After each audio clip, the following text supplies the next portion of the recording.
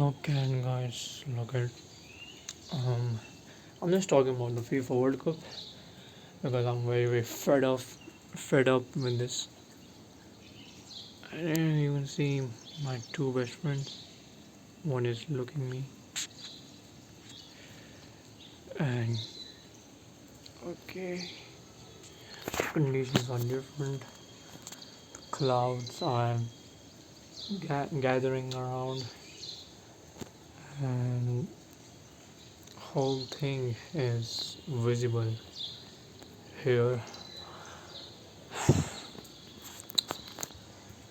Another thing which is India all out against England on at 76 runs, and it's a bad time going on for India because they were all out in just 76 runs. What does this mean?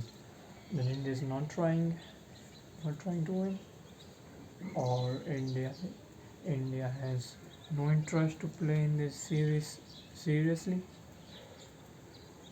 If there is no interest in playing this series, why they are playing this series?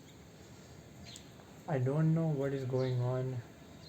England won that match by 125 runs, and even tonight also the match is going to happen at 10 p.m. So let's see if India bounce back because it's very important to save yourself from embarrassment.